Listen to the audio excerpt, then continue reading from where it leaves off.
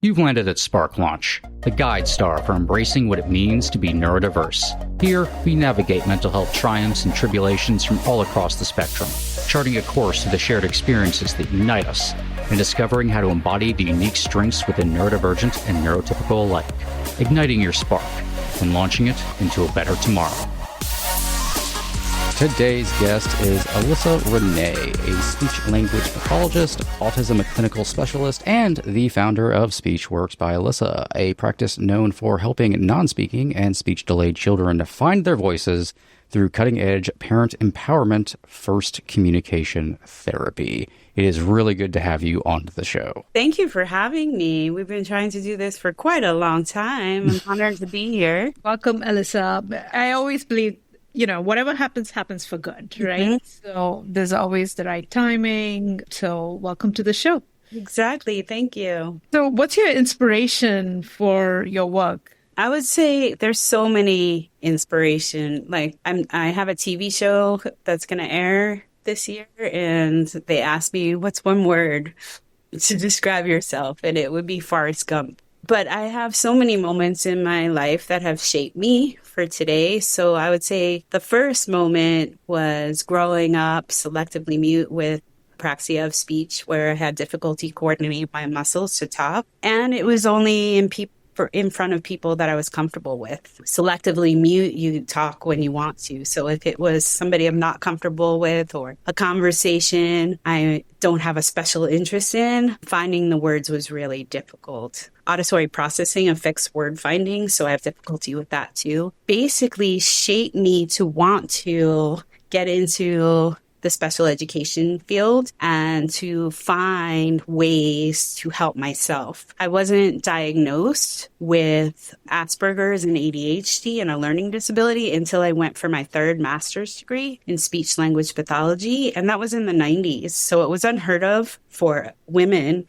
especially adults, to get a diagnosis that early. And the only reason I was able to get diagnosed was I went to Gallaudet University. It's an all-deaf college, but graduate students who were hearing could go if they wanted to specialize with working with the deaf. And originally that was my specialty, and then soon it became autism. I finally got a diagnosis and accommodations, and I started to understand myself a little better and validate all my flaws. But it wasn't until recently, and I'm in my 50s now, it wasn't until recently where I really learned about being a woman and an adult living on the spectrum. There are so many other flaws I thought I had that are basically a symptom of those disorders. So those were the two big moments in my life that really pushed me to seek out the most progressive treatment approaches in the world, not just for myself, but for my clients.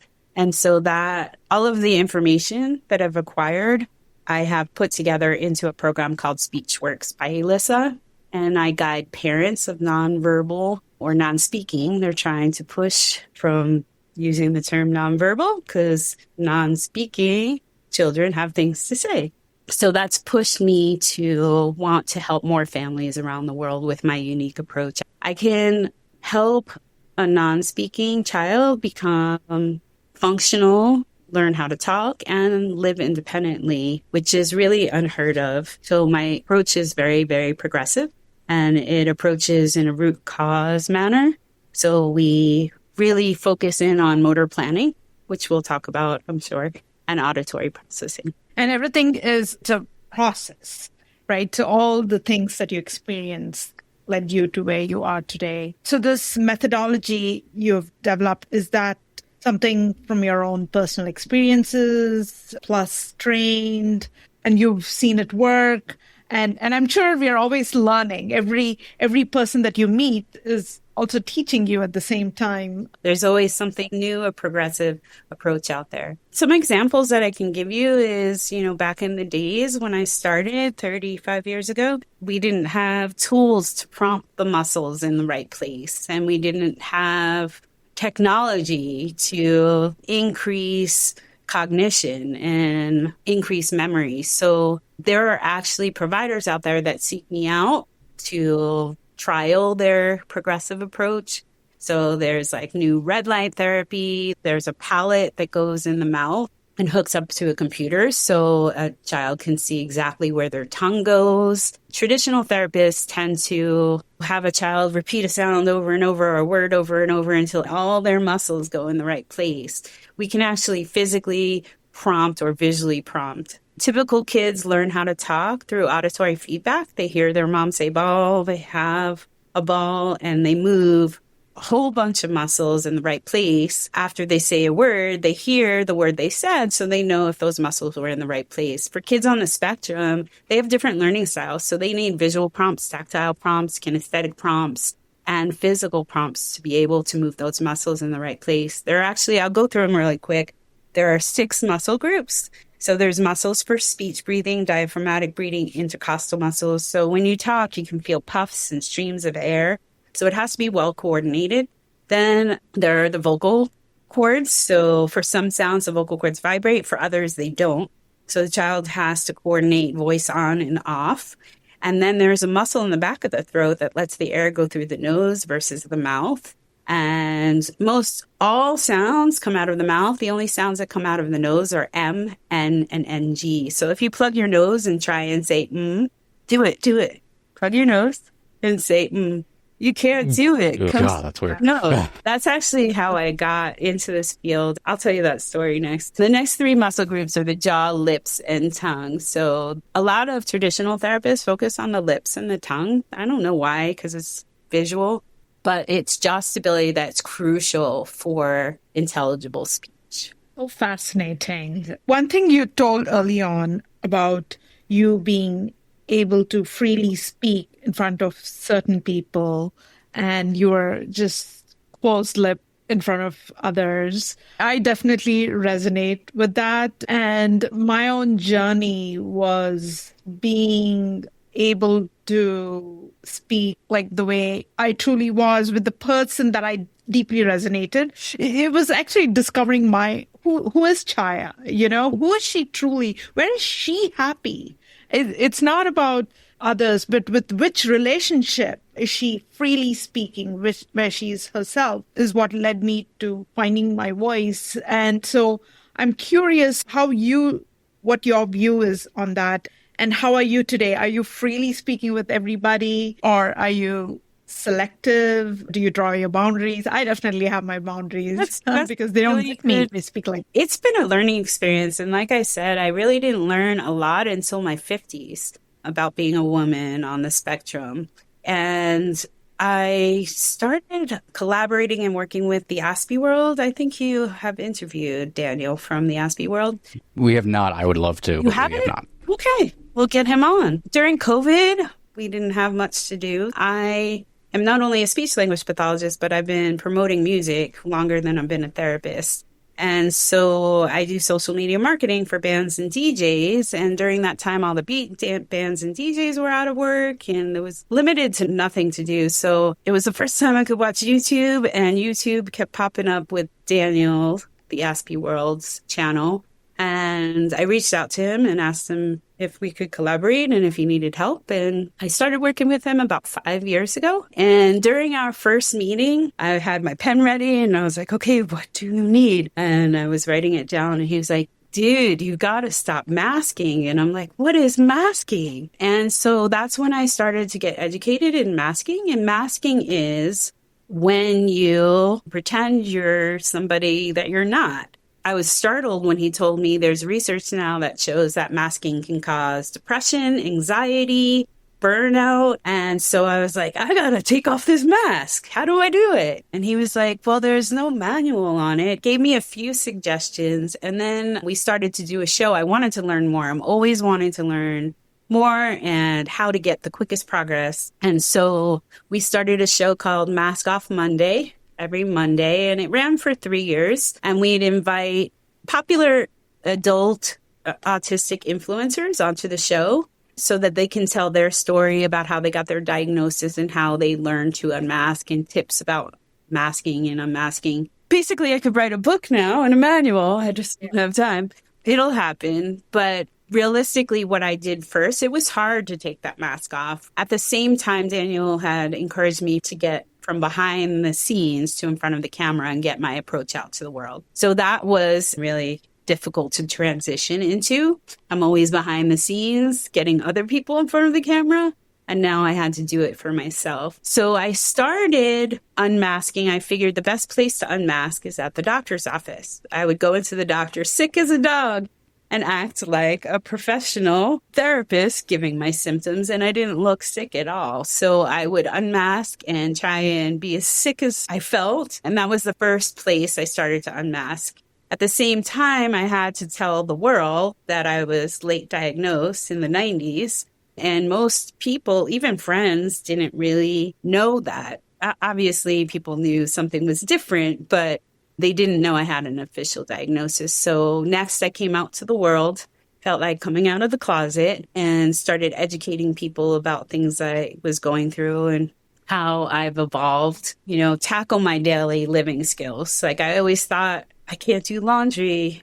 I can't, organize my schedule. There's something wrong with me. Those are very common within this diagnosis. And so I sought out ways to enhance my life and make those difficult tasks that require a lot of executive functioning much easier for myself. And I also kind of went more easy on myself. If I could get up, feed myself, brush my teeth, then that was a great day. So if I can get through my schedule, great, amazing. If I can't, I would usually feel guilty if I was burnt out. But now I understand that if I push myself too hard and I do too many things, I need to give myself a few days to just relax and reward myself for all the things I did. So I try and take off Saturdays, Sundays, and Mondays so that I can calm my nervous system and get ready for the week. And then I started to divulge to friends and family. Family members were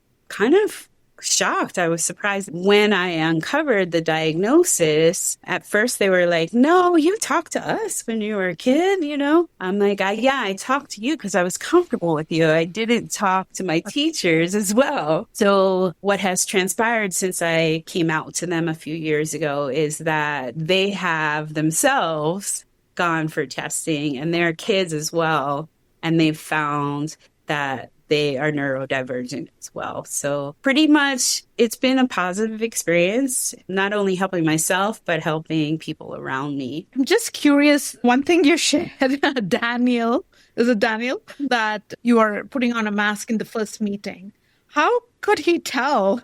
It's so hard to tell whether someone has a mask on or not. Yeah, that was confusing for me because as a speech language pathologist, we learn about code switching and teaching our adolescents or adult clients how to code switch. And code switching basically means you're one personality at home and you're one personality at work. And I thought I was just code switching, but apparently I was masking. And so by being myself and more open, I feel so much better. I'm less burnt out. I have less anxiety, less depression. And so it's been really a great learning experience. And I hope I can change other people's lives too with this information.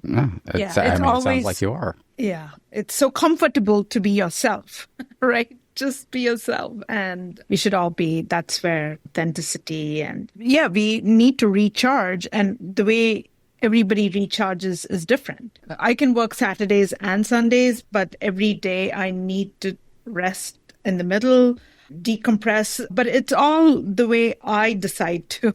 Nobody's telling me you do this. And so that independence is crucial for neurodivergent people because we are all so different. It definitely is. Another thing that was really helpful when I got into the adult influencer world was hearing other people having the same troubles like you just talking right now. It feels so good to know that you're not alone, that other people have the same struggles you do. And so that's very encouraging. Another thing was self-love. I didn't realize that I didn't have self-love because I had always been told growing up that they pushed me to be typical. And so it was hard to love myself because I could never be myself. So I'm learning to love myself more and not have imposter syndrome also and be myself. And that is just such a relief. I'm always fascinated by this particular aspect whenever someone is late realized. What was it like to finally find language for the experiences you had all this time that you almost didn't even know were neurodivergent. What was it like to finally find words and language and reason behind all of these things that you've carried for so long? I will say, thank goodness for my friend ChatGPT now. I think that's where I finally found language. Before that, if it was my special interest, which was speech pathology or music or autism, I had the vocabulary and the word. I practiced the vocabulary so much that it was easy to find the words and communicate. But now with ChatGPT and AI, I can put in information in my own words. And to, my assistant that I have, she puts in one prompt to ChatGPT and it spits it out. I have to sit there for like 5 hours to find the words to prompt ChatGPT. But it's gotten to the point where Chat knows if it's a topic I'm not familiar with, to put it in the right language for me. And so I've been learning through ChatGPT, which is, I'm sure it's helping other people as well on the spectrum. But when I was in graduate school, I was in jeopardy of failing out. They sent me to the mental health center for a diagnosis, and I was diagnosed and given full accommodations. And one of the accommodations was tutoring with the academic staff a few hours a week and tutoring with the clinical staff a few hours a week. And they would sit there. I'm dyslexic, so writing was really difficult. So they would sit there week after week and teach me the vocabulary and how to phrase things. And to this day, I still use the phrasing they give me on my reports. And everybody is just so impressed with my reports, but it's all scripted from previous learning. Finding the script thing is so important for ourselves to actually be in the moment more by actually utilizing that scripting, which I think is something that people often overlook.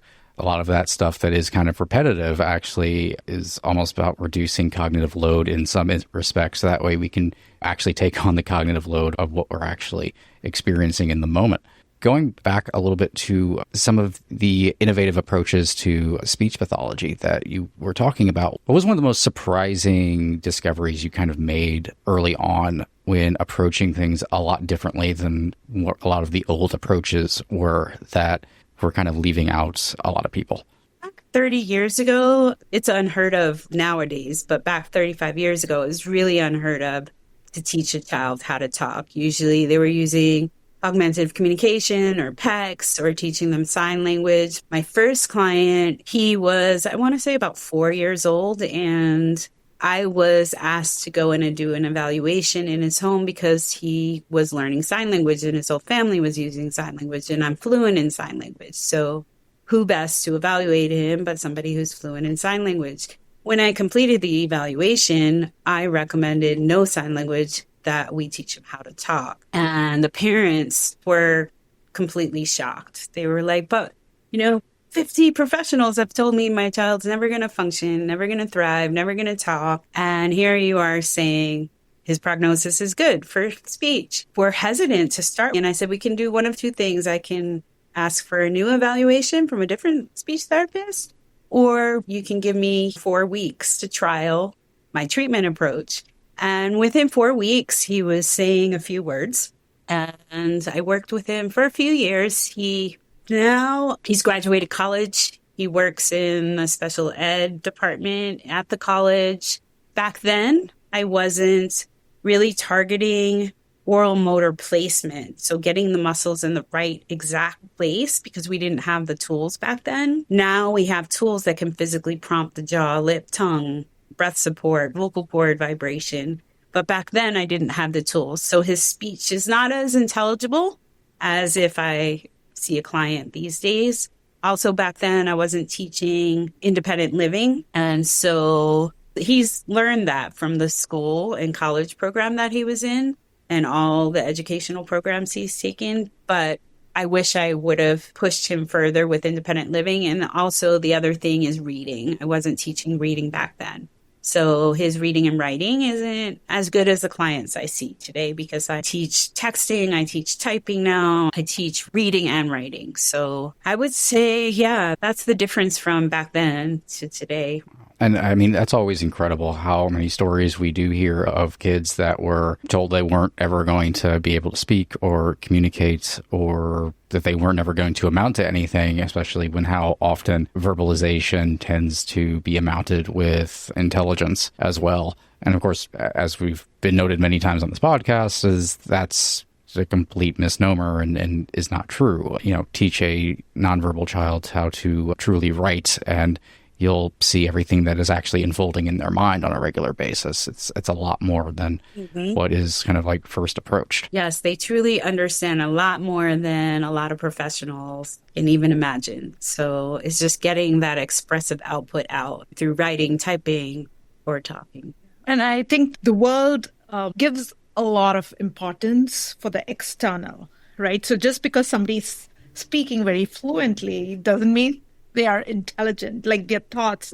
But somehow the world rewards eloquent speakers, and they always get the path. I mean, the path is easier. So a lot of awareness should be brought about, not just to the people who are challenged by this, but also to others, because it's just the external is just like a show, right? But what goes on inside is deeper. That's where all the juice, the value is. You are playing such an important role in helping bring out that value externally so that other people can see it. You're helping bridge that gap. Yeah. So I wish people would look deeper with everybody. Yeah, me too. That's why I'm on a mission to educate more professionals as well as parents, to let them know that there's approaches out there that they can use. And everything is individualized. So yeah, we can work on so much to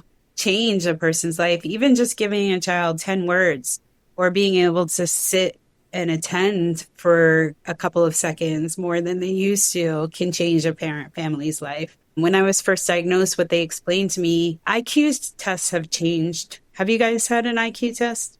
I think I did a very long time ago when I was a kid. Yeah, so IQ tests have changed since the 90s, but at the time they were testing performance skills and verbal skills. And my performance skills was like 138, and it was near perfect.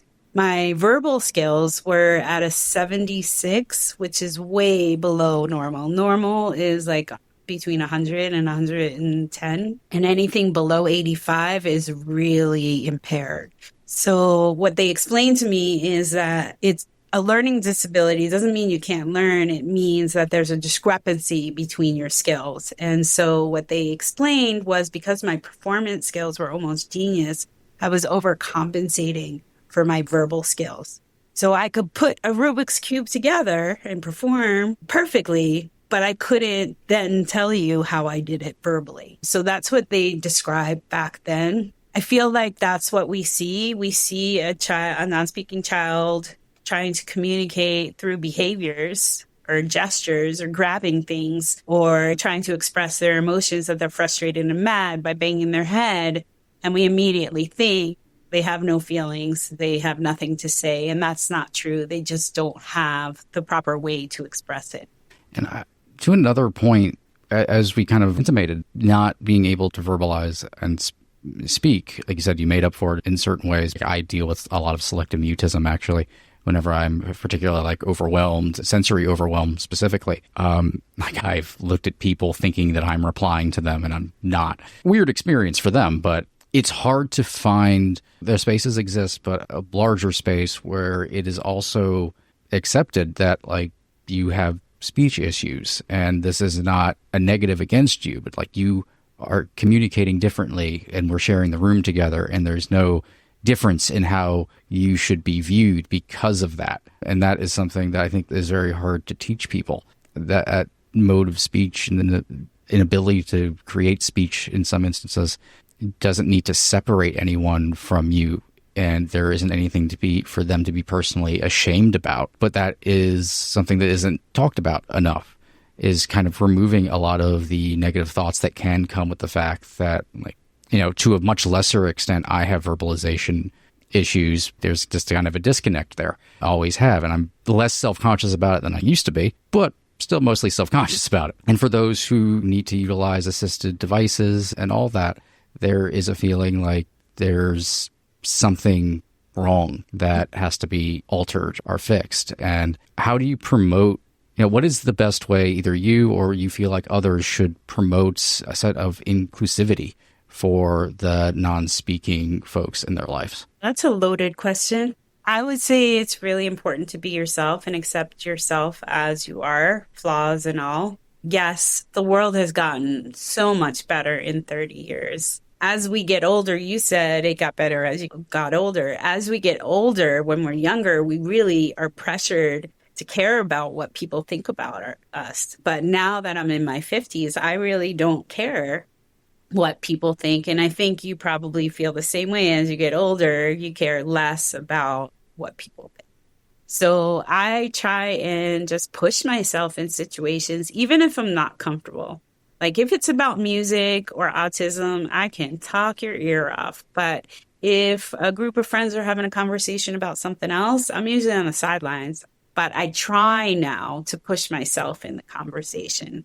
I just don't nod my head when I think I should nod my head. Another thing for me is sarcasm, and that's really common with a lot of neurodivergent people. They don't understand sarcasm. I do not understand sarcasm, and the people in the music industry, the majority of them are very sarcastic. In order to learn sarcasm, I have them actually, if we're with a group of people, touch their nose if they're being sarcastic, so I can at least try and educate myself and not pretend I understand what's going on.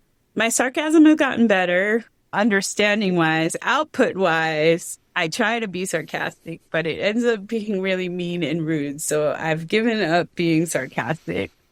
I hope that answered your question. I've never liked sarcasm for some reason. I haven't enjoyed it. I don't enjoy it. I feel it's an insult. I don't get a good vibe for some reason. I mean, it's really funny on the show. It's different, but not otherwise. Yeah. I've gotten good at knowing my audience.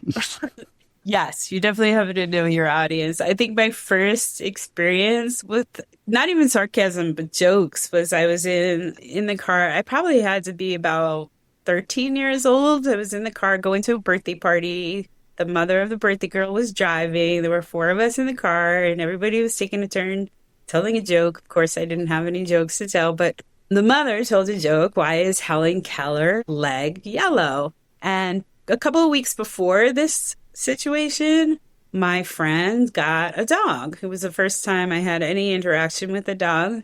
And she would let the dog go out in the backyard to go to the bathroom. And he would sniff all the trees and sniff around. And I asked, why is the dog sniffing? And she said, because he's trying to find a good place to go to the bathroom. And then this mother told the joke, why is Helen Keller's leg yellow? And the punchline is, because the dog is blind too. And everybody was laughing hysterical, but me, because all I kept thinking of is, didn't the dog sniff? Oh my goodness. The mom had to pull the car over. She was just laughing. My response was funnier than the joke. But that's just an example of how we deal with sarcasm and jokes. You also explained there why it's not a good joke. Yes, I did. There is a logic hole present. Yeah, we're so literal that it's hard to understand some things sometimes. Another question I have going back to the speech therapy stuff is I've always been curious how one measures success in that space, just because that can look different for every child. I have a nephew who went through speech therapy and whatnot. And, a lot of success happened there, but there was success that was very specific to him and stuff. And then I've seen other kids go through it and they advance in a very different way, but it's kind of, everybody's very different and everyone has their own levels that they hit. What does that look like whenever it's going on? Like when you kind of measure what is victory for that kid over particular like a goal setting and hitting those goals? So we have a multiple number of short-term goals that will lead to the long-term goal. With my approach, I break those short-term goals down into obtainable, smaller steps. So the child is never struggling. The child is always reaching their first target in the short-term goal, second target in the short-term goal. There might be 10 or 50 targets in that short-term goal. Once they meet that short-term goal, then we go to the next one and the next one until we reach the long-term goal. So a good example might be there's a horn hierarchy kit. So each horn, remember we talked about breath support and how important it is. Each horn gets harder and harder to blow. So it's like going to the gym and increasing weights. And that by the time they get to horn number 12, their breath support is sufficient for speech. And so for traditional, typical kids who just have a mild speech problem, they might just, the goal for the horn is to blow it 25 repetitions. And then they move to the next horn. For our kiddos or the kids that are affected by apraxia of speech or autism, they need to break those steps into smaller steps. For blowing a horn, our kids might not tolerate the horn to their lips. So I have to work on toleration and touch the horn from up their hands to their face, to their mouth. Once they accept it to their lips, then I work on lip closure and I'll physically prompt their lips and hold the horn there. Then once they master that, then we have to get blowing out. I might have them blow a feather or a bubble and then put the horn in their mouth. So they're small for typical kids, they have to do 25 reps. But for our kids, there are prerequisites to even get to 25. And we'll start slow. Once they have that breath support to blow one time in the horn, then we blow one time. Then we move it up to 2 times, then 3 times, then to 25, and then move to the next horn. So that's just an example.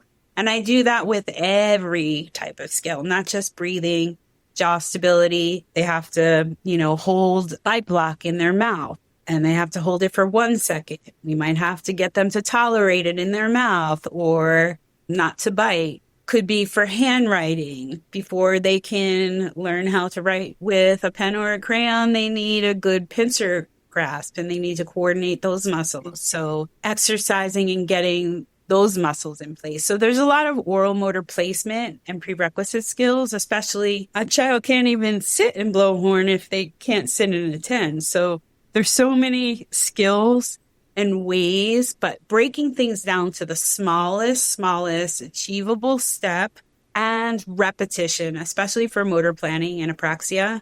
The more repetition, the more the brain memorizes that movement. So the best example I can give you, like apraxia or having a motor planning disorder is, have you ever tried to drive a manual stick shift? Either of you? No? All right. Driving a regular car. So I'll tell you the story about when I started to drive a manual stick shift. You have to think about where your hands and feet go. I had somebody sitting next to me, verbally prompting me, putting their hand over my hand on the gear and physically prompting me. I had to really think about where my hands and feet had to go. Then after repetition, a lot of repetition, I was thinking about it less and less, grinding less gears. And then one day I was just driving, not even thinking about my hands and feet and just singing along with the music. So that's what kids on the spectrum that have apraxia feel. They have to coordinate all 6 of those muscle groups. And so they need a lot of repetition to memorize those movements. And once it's memorized, then it's automatic and they can spontaneously talk. Wow. How many different modalities and practices that go into this that I think also a lot of people don't realize, like what exactly even speech therapy is, especially neuroaffirming speech therapy at that. Because it's not even just teaching speech. It's building confidence in muscle memory. And often with kids who probably don't have a lot of confidence in the fact that they can even do that to begin with. So it's pretty amazing to be able to set up those, goals and be able to let the kids also celebrate whenever they hit one and they're able to do something that pushes them a little bit more forward. What kind of experiences do you have with parents who are particularly concerned about whether or not their kids are progressing at a speed that that they are happy with, but they may be going a little bit slower than they're expecting? Are you asking about parents I treat or parents in general? Because there's 2 different answers. Yeah, there's definitely 2. Ones you have experience with. How about that? Okay. So for the most part, I don't do any marketing, have never done marketing. Everything is through word of mouth. So when a client comes to me through word of mouth, They have already talked to another parent and believe in the progress. It's really difficult now that I'm transitioning my private practice to an online coaching revolution, they call it. It's really hard because now I'm trying to get strangers who have been told over and over their child will never talk into a program. And it's like saying, I have a magic wand and you can lose 30 pounds in one day, because they're not educated that their child can talk. So the parents that come to me are already know my reputation and believe in me. With a child that's non-speaking and has no prerequisite skills, progress is typically very slow at the beginning. So it's very rare that a client finds me from a Google search and doesn't know my reputation. So those clients are frustrated with that slow progress. But once they get all the prerequisites in place, once they have built their breath support and their vocal cord vibration and the muscle to get the air through the nose versus the mouth and the lip, jaw, and tongue, then progress starts to get really quick, and it gets quicker and quicker and quicker. Now, if you look at typical development, a baby that's born starts to babble, then they start to say words like simple syllables, then they say their first word at 1 year old. And by the time they're talking in typical like adult type patterns, they're 7 or 8 years old. So if I get a non-speaking child as a client, I can't get progress in a year. I can't work faster than typical development. I push the parents to guide their children through developmental milestones. And it's a long-term commitment. So it's not overnight. I don't have a magic wand. This is the closest thing to a magic wand, but it could take, 3 to 7 years before they're talking like typical peers. I love that you approach this also with the amount of care and the amount of, honestly, preciseness that I think also helps for a lot of parents to also hear. Like, you're able to kind of at least point in a ballpark for them and able to let them understand what I think is powerful about what you've built. It's a practice that is rooted in not something that's just, theory or what we see from a lot of other, honestly, speech pathologists, which are those maybe not, on the spectrum at all and are going from that objective, observational, will not name names. And that is something that is rare. And you turned so much of your unmet needs into a lifeline for those families that you were talking about, that you can show, even if it goes slow, we will get them there. They will reach their potential. We will not hold them back. From you discovering your own neurodivergency to unmasking and building what you're building and everything else that's coming on the horizon. I think it's incredible what you've built and what you're doing for the neurodivergent community and the generation of neurodivergent children that are coming up and coming of age and continue to. So I want to thank you for everything that you have done and continue to do every single day. And on that point, how can people reach out to you? And also, what do you have coming on the horizon? I want to thank both of you for having me out here. My goal is to reach families all around the world and be the standard of care for speech therapy for autistic children. So I really appreciate you helping me spread the word. They can find me, my courses and parent membership is at yourchildcantalk.com. If they want to reach me, they can go to my private practice website, and that's speechworks by Elissa, ELISSA.org. And I'm on pretty much every social media platform, so they can find me at Speechworks by Elissa. For other neurodivergent adults, I'm at Elissa, ELISSA Renee. Awesome. And you mentioned also a TV show that was coming up. Would you like to Yeah, throw that out sure. there? It's coming out probably in a few months by summer. It's called Legacy Makers. It's from the same producers. There's a show on Prime called 60 Day Hustle. It's the same producers. Right now, it's on an app called the Insider Success. I'll give you all the links to this too, and they can download it on Roku or Apple. And yeah, I basically talk about my life story in more detail. I talk about the challenges and how I created Speechworks by Elissa, and then it's a lot of parent interviews and what they went through. And giving other parents hope for the future. That's really, really hard. A lot of parents just give up and listen to the professionals that say, no, it's not going to happen. And so it's giving them new hope. I also talk about my mentors, Temple Grandin. She's a true inspiration to me. So I have gotten Temple to make a little debut on my episode as well. So I look forward to everybody watching it when it comes out, and I will let you know. Awesome. Everything Elissa just said, we'll put in the show notes for this episode, of course, found at sparklaunchpodcast.com and wherever you listen to podcasts. Thank you so much for coming on the show. It was awesome talking to you. Thank you for having me, you guys. Thank you, Elissa. Bye-bye. Bye.